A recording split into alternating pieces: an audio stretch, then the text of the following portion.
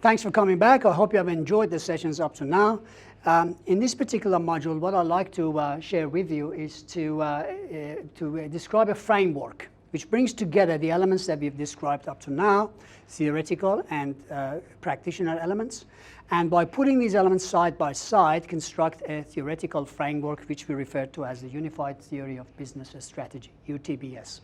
Whilst it might take a little bit longer than other sessions we've had, but I'm hoping for it to be a rewarding exercise in terms of making the whole concepts and the elements of this program coming together. You recall at the beginning, we looked at definition of a strategy. And we said a strategy are a series of related, coordinated, correlated actions based on available information and based on our possibility of interpret that information to attain a desired outcome. In other words, reducing the dispersion of other possible outcome about the mean or our intended, preferred, optimal outcome. We went on to that, from then on to say, okay, well, what are the variables we play with? We described some variables as flow variables versus the stock variables, and very briefly the mathematical relationship between them, as it's been used in science and social sciences quite commonly. We went then from the variables to say, okay, we've got the definition of a strategy, we've got the variables, what sort of games do we play? We touched on game theory, with particular attention on two types of games, coordination games and cooperative games.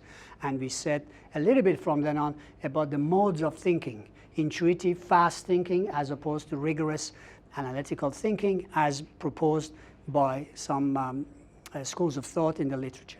Everything we said up to that point was based on the available literature, and in the book there are proper bibliography, but for the ease of presentation in these modules we didn't stop and start with references, but all those are well-established work and concepts developed by the renowned scholars. Then we created two axioms as a first step of towards a framework.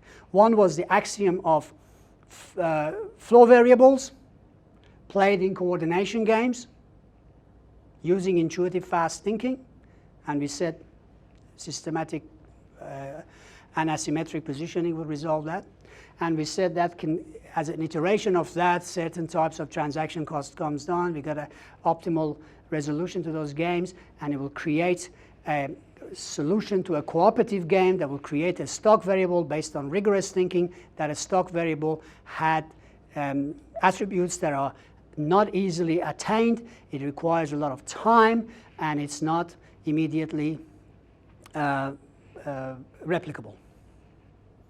We left the theoretical framework there, and we said, okay, let's just bring this into business strategy. And we went on to say, in business, in commerce, the desired outcome of a strategic process is essentially called wealth.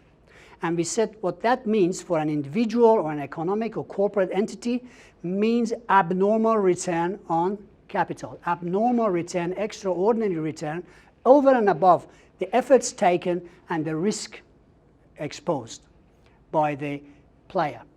If a player, an agent, is getting abnormal or extraordinary return on the resources and commensurate with the risk they've taken, they are becoming wealthy.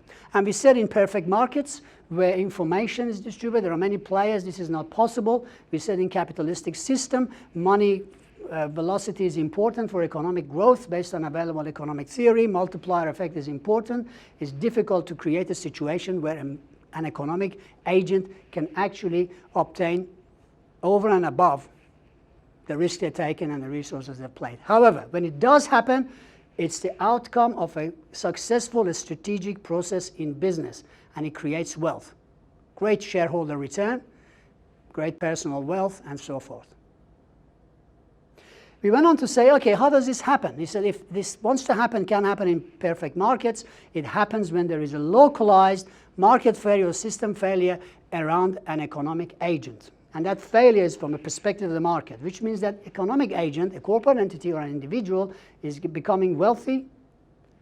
That agent must have a couple of attributes and/or attributes. Either they've got the ability to create a structural localized market failure or system failure to attain more capital than they are dispersing. We said that those kind of structural failures are often not possible from a legal point of view, insider trading or hanging on to a disproportionate market share and things like that, that they are not replicable. There was another class of possibility of creating wealth as an outcome of a strategic process in commercial context, which is transactional, natural market failure, where the entity possesses something of intellectual value, of strategic value, that it is not easily traded in the market capitalistic system. For instance, knowledge, competitive advantage, as has been proposed by literature, management and business literature, distinctive capabilities, and myriads of descriptions of a possession by this entity that enables that entity to get abnormal, extraordinary return, which is called wealth, through a localized, natural or transactional market failure. This has been covered in the literature by many scholars. Well, how does this come about? How does a strategic process bring this outcome, which is quite rare? Then we went on to say, okay, let's go back to section 1. Axiom of flow variables, coordination games, fast intuitive thinking means processes, procedures, proper communication, routine actions. About 70% of activities of the firm is done through processes, procedures, and communication, replicability, consistency of signal to the clients, customers, suppliers, reduces the transaction cost at a certain level. However, it needs to be going on and on and on. It's quite reversible. If it stops, it's reversible.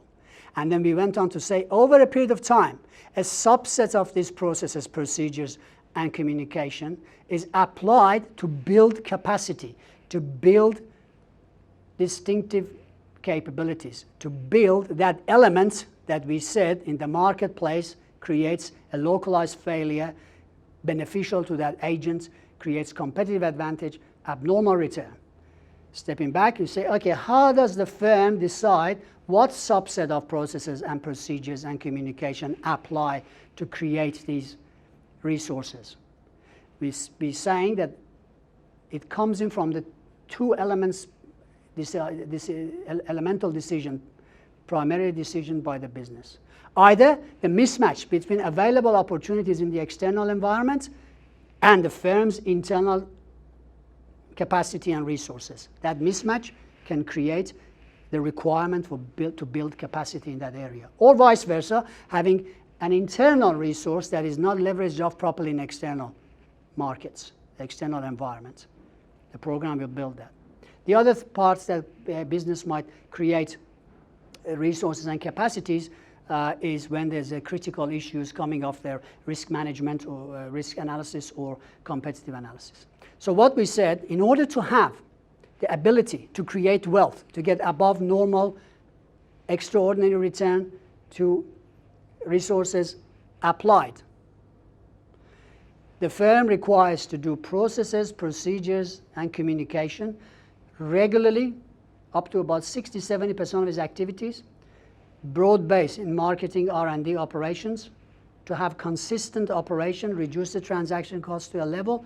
A subset of these also step change for programs to create distinctive capabilities, resources that over time are sources of competitive advantage. Over time, that can create brand name. Over time, they can create cost leadership.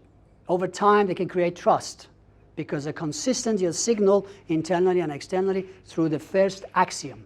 That first axiom of processes, procedures, communication is analogous to flow variables, coordination games, intuitive thinking.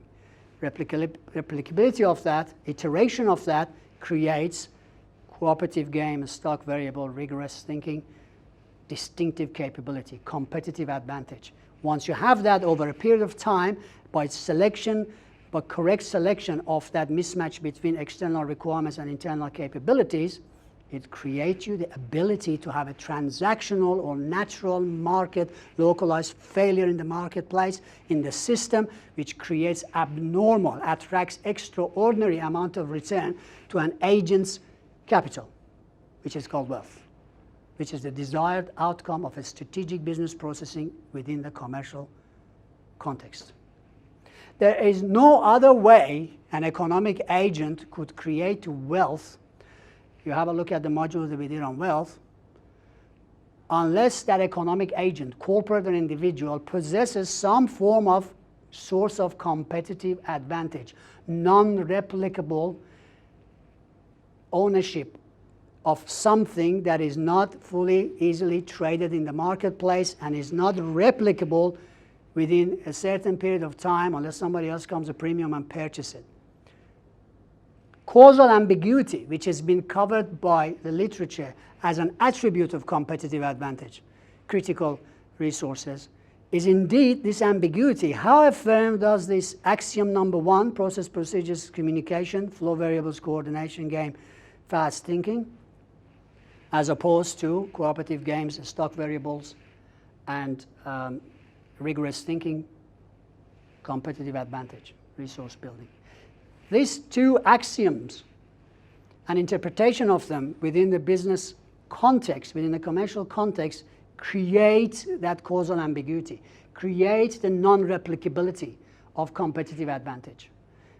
All the things that the existing theory explains and describes in the slack resources, competitive advantage, distinctive capabilities. At the end of the day, this is a source of what it might be a brand name, which reduces the transaction cost of the consumer. Come to me, I'm Intel, I'm McDonald's. You get a consistency of attributes of goods and services that I promise you. That consistency reduces the transaction cost, so we go for the brand name, Intel inside. Zara. That consistency cannot be there unless that first axiom of processes, procedures, communication is happening. Coordination, game, flow variables, fast thinking is happening. Transaction costs reduced once. Then a subset in here creates that entity. So what we did within this unified theory of business strategy, we explained some theoretical fundamentals and brought those fundamentals, certain types of games, certain types of variables, certain definitions of a strategy, into two axioms. And then we interpreted these axioms within the business strategy, strategic context. And we said that's how competitive advantage is created. And we explained that the competitive advantage is so thereby created, creates extraordinary return to capital because of the attributes we described in the external markets, which is called extraordinary abnormal return to capital. And it's only a very small percentage of corporate entities or individuals attain that. Some parts of literature say less than 3%. But those will have massive market capitalization gains, valuation rise, rapid growth. And examples of those are, like Google, Amazon, Zara, Microsoft, oil companies, Toyota, and individuals that they can actually attain the same procedure. So our framework goes from that theoretical standpoint into interpretation, into the commercial business standpoint, and we also have a particular software that embodies all this and is outside this theoretical framework description, this session, that without actually referring to all these other concepts that I just covered in the last few minutes, that enables a strategic planner to go into that software and the right type of input with very basic, pragmatic, practical terminology to create plans that in essence sits on the foundations of this theoretical framework.